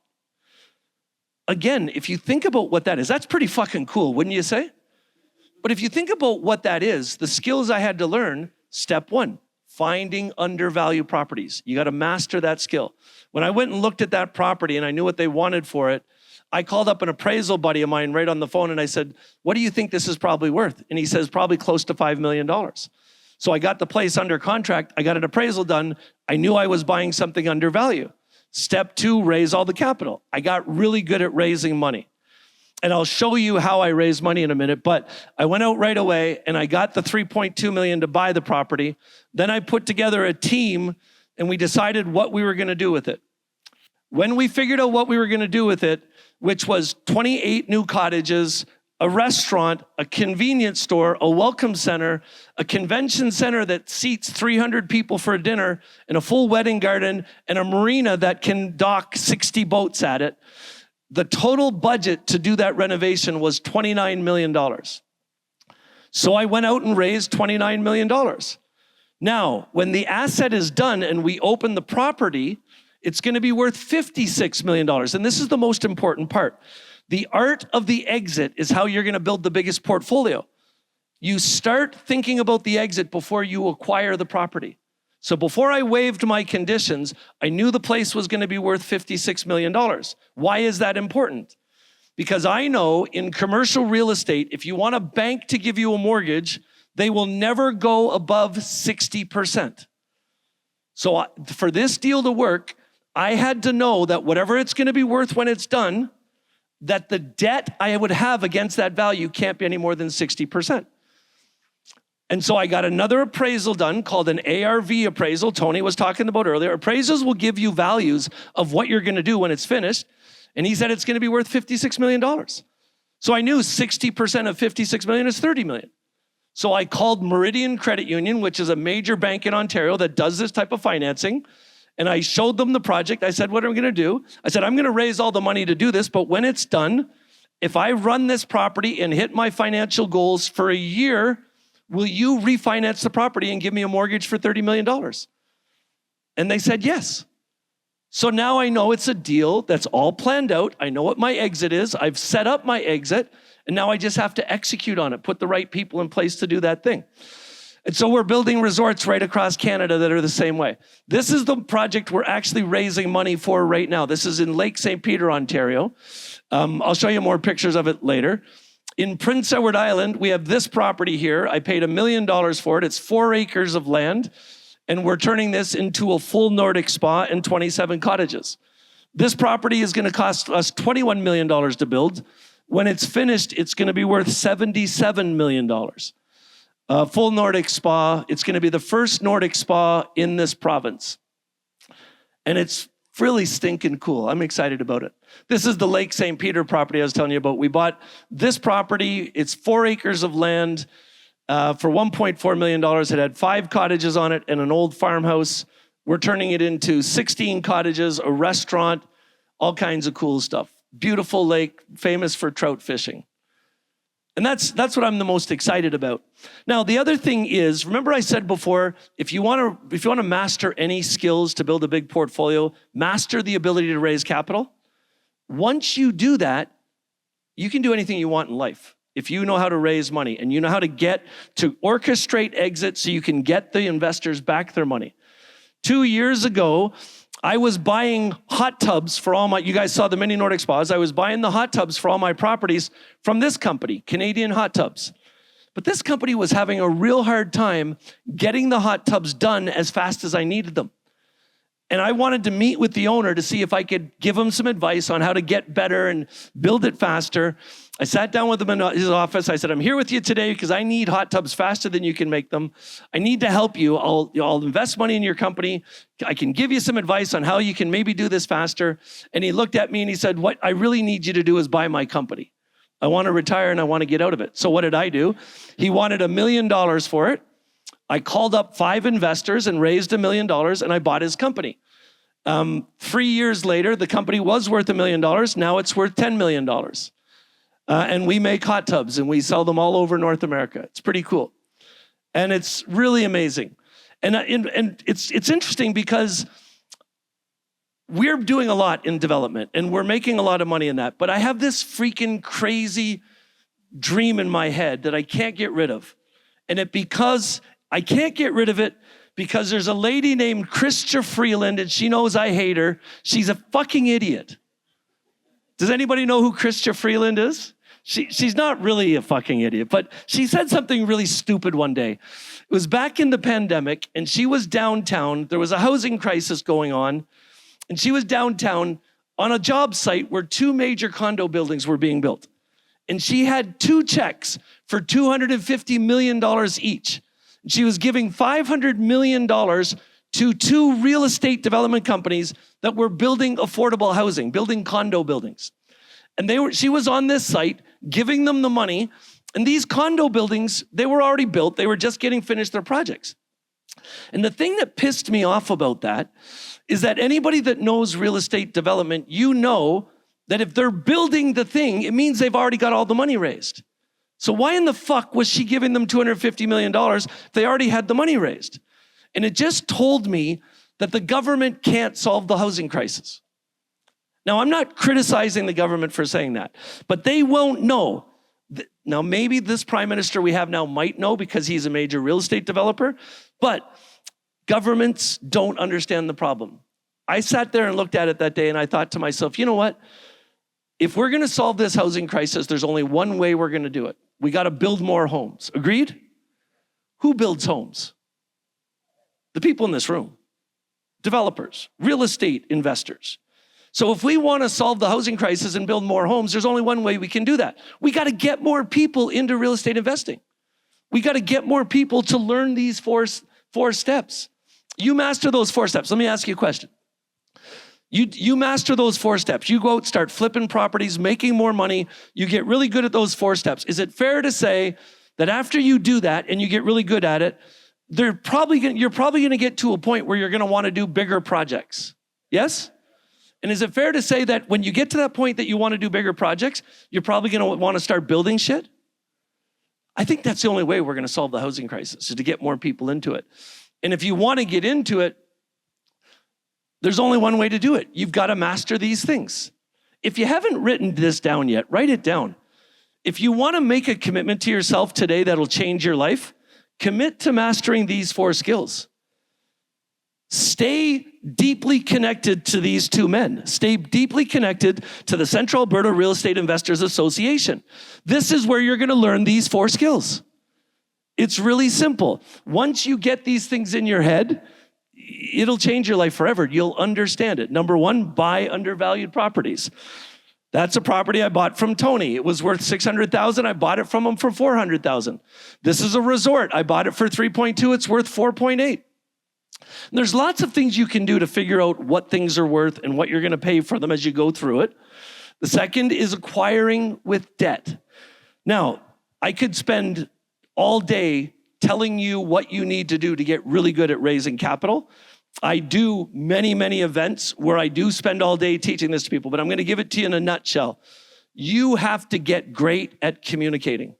You have to understand, if you want to raise capital, if you want to raise money for your real estate deals, here's the thing that you have to understand. It's the most important thing. People don't invest in real estate projects. My company in the last 5 years has raised over $50 million from Canadians. And if you go to any one of my investors or lenders, they've all invested in the Hay Bay project or the Lake St. Peter project or the gold mine that I bought for $1 million. We've raised $8 million for that since I bought it. They've invested in these projects. But if you go to any of my investors and you say to them, what did you invest in? You know what they're going to say? I gave Ken Dunn $200,000. I invested in Ken Dunn. I put $300,000 of my saving into Ken Dunn's company. They're thinking about you. So if you want to raise capital, you have to make yourself credible. You have to make yourself the type of person that people are going to want to invest in. That means you have to get good at communicating with other people. That means you have to get good at looking good. And every one of you in this room has the potential to do that. How many in this room already you're saying, fuck that, I don't want to be on social media publishing content, I'm not doing this? Besides you, put your hand down. You told me last night you're going to do this shit. You got to do that. It's the only way you're going to get good is raising capital, is just understanding that people don't want to invest in projects. They want to invest in you. And then it's increasing value. Every way you increased value in real estate investing is a tactic. You can learn a tactic from anybody. You could watch YouTube videos and you could learn it. But once you understand it, it's easy to do. If you're doing a house flip, it's the easiest concept to understand. You raise the value by increasing the quality of the property. Everything else you do in real estate investing, raising value is 2 steps. How many steps? 2 steps. The first step is you got to increase the quality of the asset. So you got to make the real estate itself better. You got to renovate your apartment building. You got to renovate your commercial building. You got to rebuild your resort. The other part that raises value is revenue. When you're doing a valuation of a major apartment building, they're going to look at the rents and the increase in the rents. When you make the building better building, you can charge more for the rent. The value of real estate in Canada goes up $1 million per 100,000. So what that means is every $100,000 in revenue you make in a business, in NOI, net operating income, that'll increase the value by $1 million. So how did I take that resort and turn it from a $5 million asset into a $56 million asset? It's because of $7 million in profit. So you got to get good at that. You got to learn that stuff, but you have to understand that it's all about increasing the value. And then the exit, well, the exit is all about how you get investors their money back. So if you're doing a house flip, it's really simple. List the property. When you sell it, they get paid their money back. When I'm doing my major fundraising, what I want to do is raise all the capital from people like you. And then when I do the deal, when I exit, I'm going to go to a bank and I'm going to get a mortgage that covers all the money I raised so I can give all those people their money back. Here's what I'm doing that's really cool. One last tip I'll give you about fundraising. In the Canadian market, there are literally estimated to be about 50,000 people that are fundraising for real estate deals right now. If you want to make fundraising for your real estate deals really easy, you have to figure out a way to add more value than everybody else is adding, to differentiate yourself in the market. So what we do in our resorts is I figured out a strategy that I don't think anybody else in Canada is doing, and I'll explain it to you really quickly. When somebody invests their money in my resorts, they can use RSPs, RESPs, LIRAs, TFSAs, or cash. They are actually buying equity in the resort, so they become an owner. The way they make money is when this thing is making $7 million a year in profit, those owners, they get a part of the profits. The way this works is they're getting about 20% of what they invest. So if somebody invests 100 grand, they're gonna make $20,000 a year in profit. But what we do is when we refinance it with the bank, we take the money that the bank gives us and we pay back all of the investors their money that they first invested. Most people don't know this, but CRA, Canada Revenue Agency, has a clause or a rule that says that companies that are successful in Canada and are profitable are entitled to give back the initial contribution of investors to them tax-free, as long as the company is profitable. So when we're doing these resorts, we become profitable, we refinance it, then I give you your money back, but I let you keep the stock. You still are an owner. That means you've got your money back, you've been made whole, and you're making $20,000 a year. Now, I've told this to people who are really savvy, and you know what they say to me? They say, well, why would you do that? You don't have to do that. They're buying stock in your company. You don't have to give them your money back. Why would you do that? I said, because I'm building 30 resorts. Let me ask you a question. Let's say I convince you to take your RSPs, put it into the resort project I'm building for right now, and you put it in there for a year, and a year later, I give you the money back because we're refinancing it, but that resort is successful and you're making $25,000 a year in dividends, even though I gave you the money back. Let's say that happens, and I come to you 3 months later, and I say, okay, now I'm doing my project in PEI, put that money back into it again, and we'll give you that same offer, that same opportunity. How many people would do that? Yeah, because here's what happens. You put 100 grand into one of my resorts, I give it back to you, you put it into another one, I'm gonna do 30 of them. Let's say you do 10 of them. And every one of them, you make $25,000 in dividends. That's 250 grand a year that you've made off of that 100 grand. And you got the 100 grand back. When I get 30 resorts, I have 4 different companies in Canada who have, or in North America, who have already said they'll buy the whole company from me. When I have 30 resorts in this network, the value of the company will be $2.5 billion. The Marriott hotel chain, the Granite Real Estate Investor Trust, the Ontario Teachers Association, and Canadian Tire Real Estate Investment Trust have all told me if it works out just like I'm saying, they will buy this from me.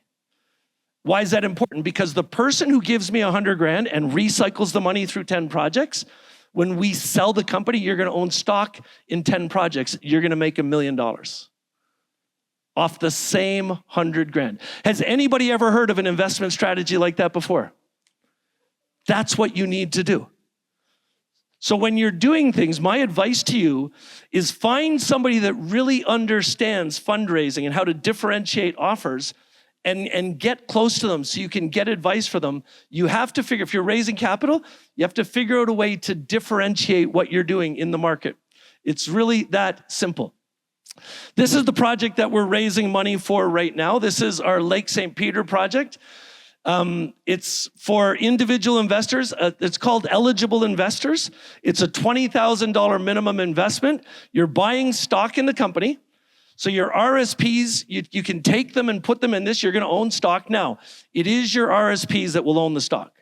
So those dividends have to go back into your RSPs, but hell, your RSPs are going to grow a hell of a lot faster with me than they will with any freaking bank or financial advisor.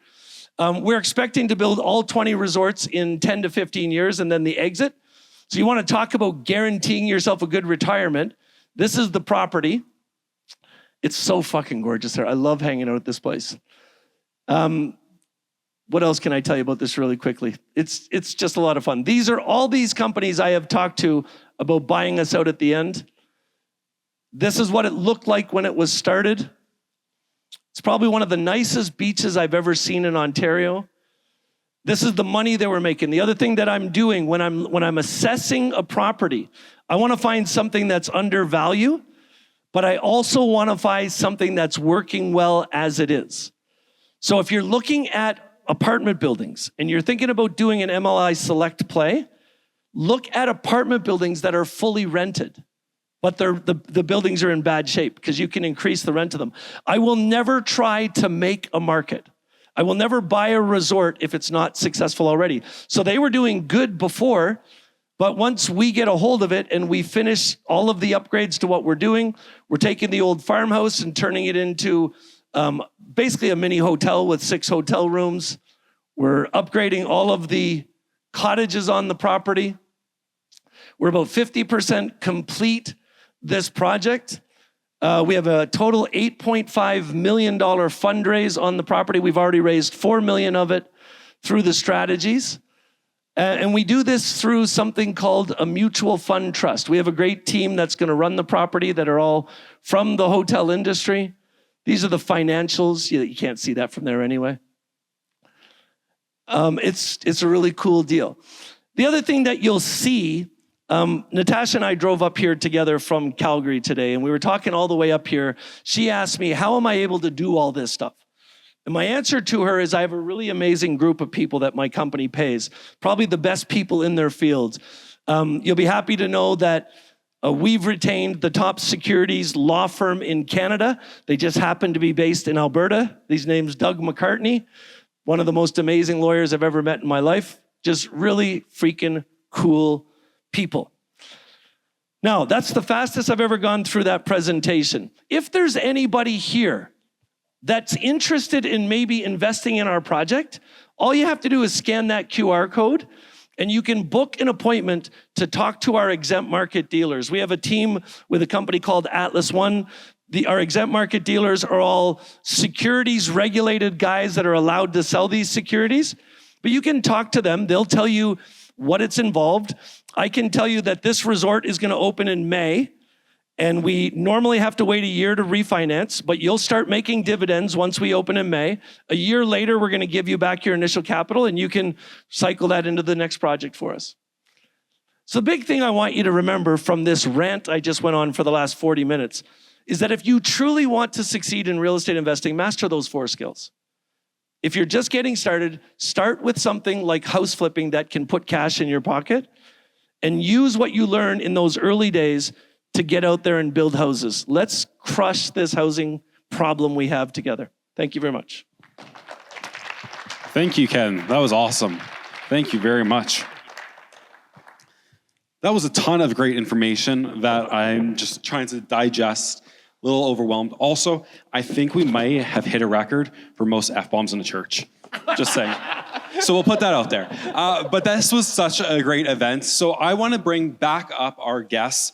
Again, I think my phone number is going to pop up on the screen if we have the clicker. Oh, yep. It is 587-447-3751. If you have questions, you can send those in.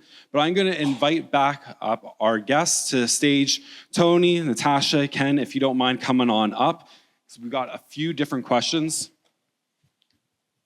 Well, I have both my phones here. So that's my personal number. So if you just want to like hang out or sometime, that's my personal number. You can feel free to text that.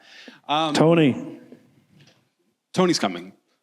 So I'm curious. We've heard a lot of incredible things about successes, but we all know that there's some horror stories when it comes to real estate or just some really comical things. I'm currently in one where every single turn, this house sucks. I just hate it. But then I remember, I'm like, okay, 25% cash on cash return. 25% cash on cash return. This is worth it. It makes sense. I'm wondering if any one of you have one of those horror stories, and what did you learn on the other side from that? Yeah, I can go first for sure. It's the only thing I didn't talk about before, which is our gold mine. If you're going to do anything major in real estate investing, we talked about this on the way up here. If you're going to do anything in development or enterprise real estate investing, always remember that you can do the best planning possible, put together comprehensive plans of everything that you're going to do, timelines of how long it's going to take, and it doesn't matter how focused you are and how detailed you are, your project is always going to take 3 times longer than what you predict, and it's going to cost 3 times more. The greatest example for me of that is our gold mine. So I got really excited when I found this gold mine. It was in one of the most gold-rich areas of British Columbia. The guy was 80 years old and he was near dying. He just wanted to get rid of it. So I bought it for $1 million. He had some surveys that told me there was hundreds of millions of dollars in gold there. And I thought, fuck, this has got to be easy. In every business I've ever built, all I have to, it's really hard because I got to make the thing, And then I have to figure out a strategy to sell the thing. Right. But in this one, all I got to do is dig the gold out of the ground, and it's valuable, and there's lots of people wanting to buy it.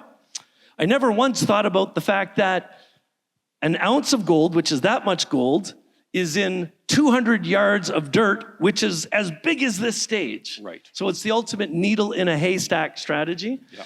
And it's tough. Business is really tough. It's always going to take longer than you can possibly imagine. No, it's really good. Thank you. Natasha, Tony, Bryce, any horror stories, and what have you learned from it? I mean, I don't think I can top that, but for me, I don't think this one's working. Yeah, here, use this one. Test. Okay, my whole thing was about partnerships. And I think this is a people business. This whole thing, like every delay I've had, anything that's happened, it was based on someone messing up or not doing what they're supposed to do, on and on. The worst for me is one partner in particular that I've learned the most from, and just the worst partner you could ever think of. Was my very first partner, and of course, you don't really know when you're starting out your first partnership. Sometimes if you followed my 3 steps today, you'll be okay.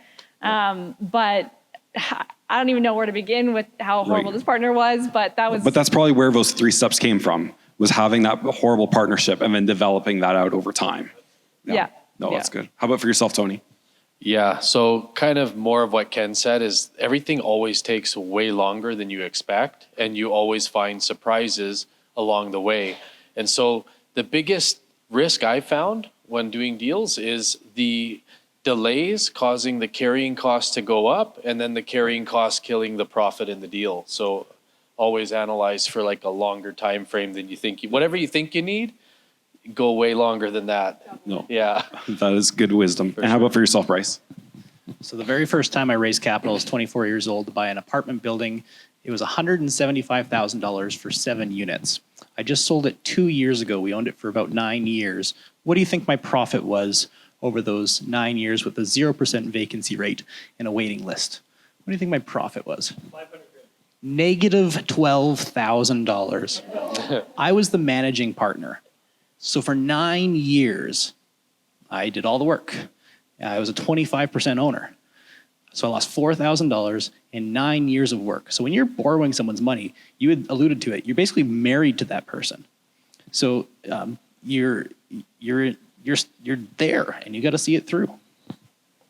No, that's really good. So there's some fun stories, but good lessons that have come out of all of them. Tony, this one's for you. With wholesaling, how do you structure your business? What does that look like, the legal side, as well as the liability insurance that comes with it? Right. So you don't have to set up a business structure for your first deal. My very first deal that I did in the US, I had 0 presence down there. I didn't have a US bank account. I didn't have a US company. I closed it in my name and I paid the taxes on it. But if you want to be serious, so there's no barrier to get started, but if you want to be serious and take it serious for the long term, then you want to run it as business income, open up a corporation, and run it like a business, and you have expenses and everything to minimize your taxes. Does that answer that question? Definitely. And I guess for liability, really, I don't know of a specific insurance to recommend, but really doing your contracts correctly and making sure that you work with somebody. You can't just go to anybody, any realtor or real estate agent or lawyer to write up your contracts for you. You have to connect with the 2% of lawyers and real estate agents who actually understand how to help us off market. And when you do it correctly, you can write the contract so that if there's conditions in it, so you're not liable to buy the property. You can back out anytime. And then when you assign the property, everyone always asks about the risk of if the buyer doesn't close on the property, you wholesale it and then they don't close. If you do the contracts correctly, you can assign all of the liabilities as well. And so that it would be next to impossible for the seller to come back to you as the wholesaler and sue you. So get a good lawyer. Get a good lawyer. Yeah. There's one thing I want to add on to this, and this is probably going to screw up a question you're going to ask, but I just have to mention it. We all hear about capital gains in Canada, right? And there was this, for a while, the Trudeau government was talking about increasing the individual capital gains taxes to 60% over 250 grand. So after you paid 250 grand in capital gains taxes at 37%, anything extra would go up to 60%. I've been doing real estate investing for 28 years. Right now, I have a portfolio that's worth over $1 billion. I have never paid a dime in capital gains taxes. And this is a very simple strategy that most people don't understand just because they're not in this space. Capital gains taxes are personally assessed taxes. So if you're going to do real estate investing and you're going to take it seriously, open up a company. Do it all inside of an incorporated company, because incorporated companies are not taxed at a capital gains tax. It's all becomes business revenue. And when you're doing that, make sure in your company there is some form of active real estate investing. So if all your company is doing is holding real estate, then it doesn't actually qualify as a business, and CRA could kick all that income out of the business and have it assessed against you. That's why I do house flipping, because house flipping is active real estate investing and it keeps it qualified as a business. So as big as my portfolio gets, I'm always going to do house flipping just to avoid capital gains taxes. That's interesting. Thank you for sharing that. Natasha, this question's for yourself.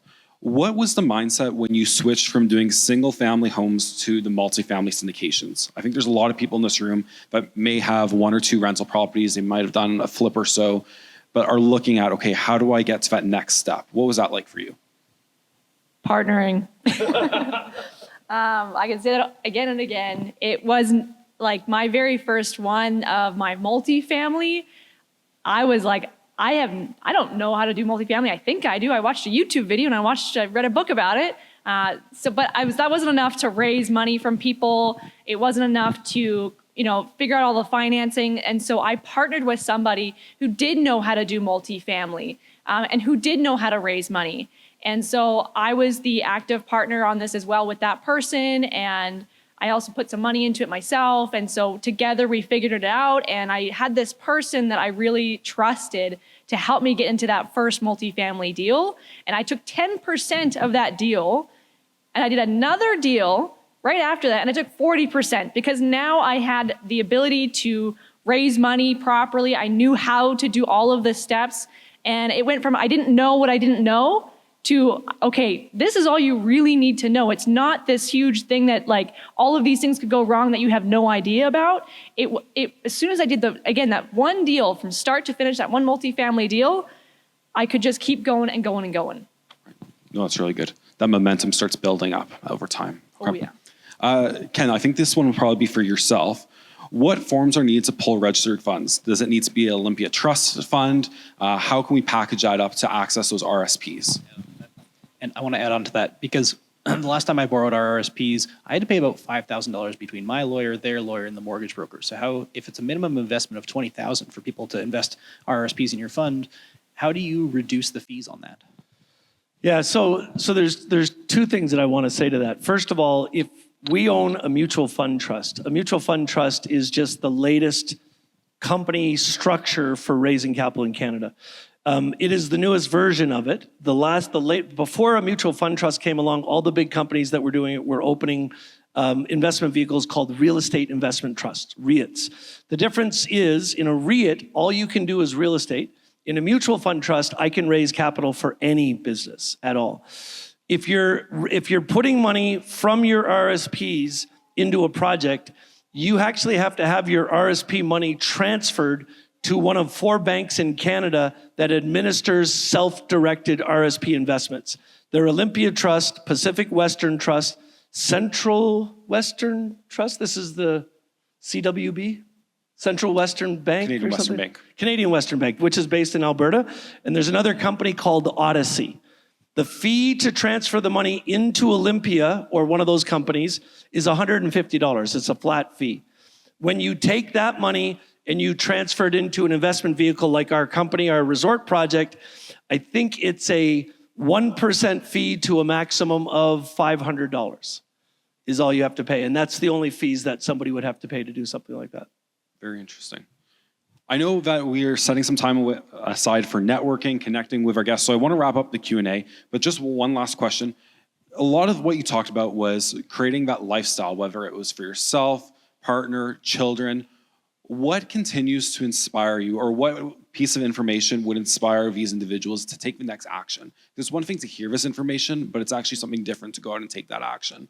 So what's something that each one of you, including Bryce, you could leave us with that would inspire people to take that lifestyle and put to action? So there's a big American pastor who has a church called Lakewood Church in Houston, Texas. His name is Joel Osteen. Has anybody ever heard of Joel Osteen? He writes a lot of great books. I will tell you, I have read thousands of books. If you don't read books, try and get in the habit of doing it. Leave today with a book. It's a great cause. Joel Osteen wrote a book that I read at the right time in my life. It was called Becoming a Better You. And in this book, Joel spoke about heredity. Now, when most people hear heredity, we all think the same thing. We think disease and disorder, right? There's hereditary issues in our body that get passed on: diabetes, heart disease, cancers. Unfortunately, our parents can give us the genes that affects those things. But what he was talking about that day wasn't the heredity responsible for disease and disorder. He was talking about the hereditary challenges with wealth building. And what he said in the book, it smacked me in the face that day. And again, I say I read this book at the right time in my life. You know what he said? He said, if you are in a place in your life right now where you're not making the money you want to make in your life, if you think back in your lineage, your dad, your granddad, your great-granddad, your great-great-granddad, as far as you can go, you will probably see that nobody's ever been wealthy in your family before you. Right. And he said that's the real key to a hereditary gap if you want to fix it. So the first thing is understanding that. And then the second thing is deciding that you're going to be the person that breaks that trend.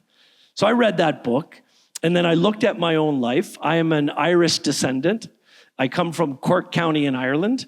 And I happened to be over in Ireland about 15 years ago, and they have this incredible archive where you can go back 20 years in your family's lineage, 20 generations. And I did that. I literally went back 8 generations. I found out that my great, great, great, great, great, great, great, great, 7, great, 8th generation back was a guy named Gerald Dunn, who was born in 1706.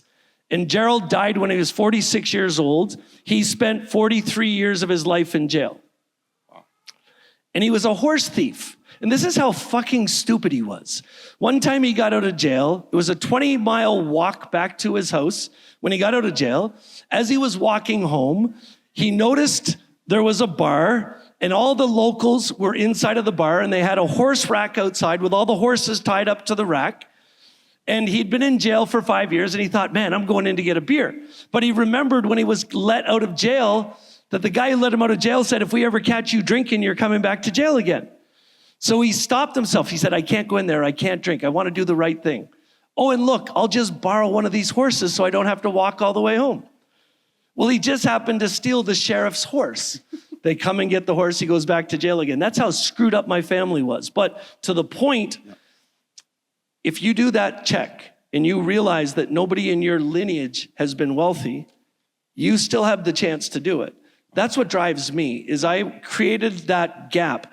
My kids were the first kids in my entire family that have university educations. Right. I am the first millionaire in my entire lineage as far back as I could check. Yeah. And by doing that, I've now created a gap where my kids will be wealthy. They'll figure it out. I've told my kids, I'm spending every fucking dime I make before I die. They're not getting any of it, but I'll teach them how to do it. Yeah. That's what each of you has a chance to do. That's really good. Thank you for sharing that. How about for you, Natasha? Do you have great uncle Gerald? No. That was I don't know if I can follow that. Yes, you can. But you gave me enough time to think. So when I was in grade 5, I started selling like chip bags and pop cans for a profit because I was a little bit jealous because I couldn't afford to have the special Friday lunches that every other kid could get with the chocolate milk boxes. I had to have water. And so I think it kind of stems from that.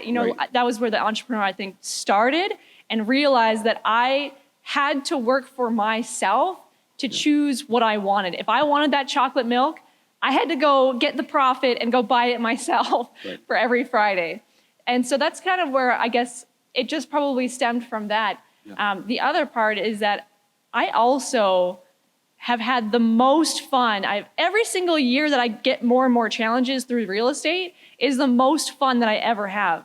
And the bigger I go and the more challenges I take on, I have the most I'm so full now, and I don't know how to keep going. And every year I'm like, oh my gosh, I'm more full, I'm more full.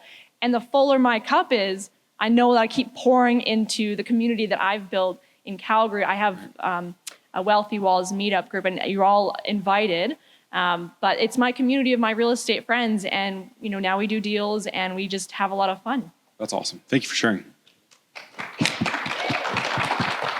Tony, what about you? What was the question? What was my motivation? Yeah, last piece of ADHD. advice. What's that? Last piece of advice. What's something that will inspire these people?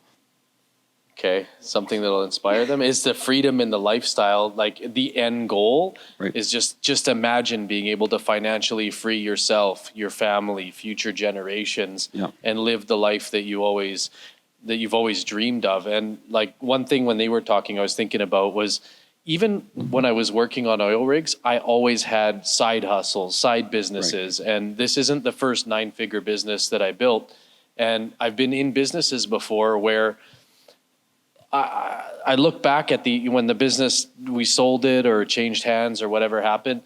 I look back on the 5 years where we did hundreds of millions of dollars in revenue, and it's like it was a dream because I was so focused on just the business and nothing else outside of it. And now I always make sure to take a step back and enjoy the journey. And I'm happier making, say, at our peak, we're doing $2 million a year wholesaling. Yeah. But even if I'm just making $400,000, $500,000, $600,000 a year wholesaling, living, like, to me, I find peace under a coconut tree on a white sand beach, drinking rum, So I want to make sure that I take time to enjoy it and not just like get so sucked into it that at the end of it, it's like, what just happened? Right. No, that's good. Enjoying those moments. Yeah. Thank you for sharing.